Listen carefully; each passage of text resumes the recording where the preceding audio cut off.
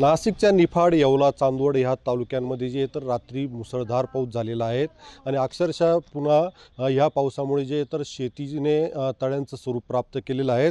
आपण पाहू शकतात का आता निफाड तालुक्यातील पिंपळगाव नजीक या ठिकाणी असलेल्या शेतकऱ्याच्या शेतावर आलेलो आहोत। इथं जर बघितलं तर अक्षरशः या पावसाच्या पाण्यामुळे जे तर ते विहीर या ठिकाणी भरल्याचं चित्र दिसतंय। मोठ्या प्रमाणात त्याच्यात गाळ गेलेला आहे आणि त्याच्यामुळे कुठेतरी शेतकऱ्यांना जे तर ते आता त्यांचा खर्च वाढलेला आहे आणि अक्षरशः या ठिकाणी मक्याचं पीक होतं, मात्र त्याचं मोठं नुकसान जे तर ते गेल्या महिन्यात झालेल्या पावसामुळे झालेलं होतं आणि त्याचे जे तर अनेक शेतकऱ्यांचे पंचनामे झालेले आहेत, मात्र त्यांना नुकसान भरपाई मिळाली का नाही मिळाली तर आपण बोलणार आहोत। मला हे सांगा की या ठिकाणी कोणतं पीक लावलेलं होतं आणि तुमचं किती नुकसान झालेलं आहे आणि त्याच्या नुकसान भरपाई तुम्हाला मिळाल्या का नाही मिळाल्या?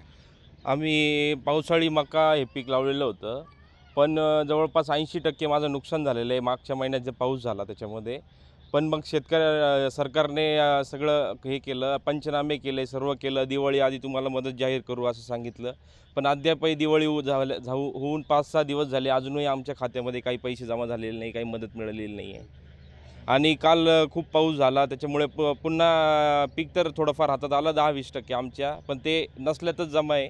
आणि काल झालेल्या पावसामुळे पुन्हा विहिरीत गाळ पडून पुन्हा नुकसान, पुढं पीक करायचं आम्हाला गावाचं वगैरे, त्याला बनवण्यासाठी वेळ। आणि आता हा वापसा कधी होणार आहे, शेत कोरडं कधी होणार, वावर तयार कधी करणार, सगळे प्रश्न आता डोळ्यापुढे उभे राहिले। आता शेती करावी का नाही करावी हा प्रश्न आहे, का आता शेतकऱ्यांनी पुढचा काय निर्णय घ्यावा ते शेतकऱ्याला समजत नाही आहे। एकंदरीत पाहता राज्य शासनाने दिवाळीच्या अगोदर नुकसान भरपाई जी तर ती खात्यावर टाकण्याचं शेतकऱ्यांना आश्वासन दिलेलं होतं, मात्र दिवाळी उलटून 5-6 दिवस झालेले आहेत आणि अद्यापही नुकसान भरपाईचे पैसे आलेले नाही आहे आणि आता ह्या सततच्या पावसामुळे शेती करावी की नाही करावी असा प्रश्न आता ह्या तरुण शेतकऱ्यासमोर उभा राहिला आहे। उमेश पारिक, TV9 मराठी, पिंपळगाव, नाशिक।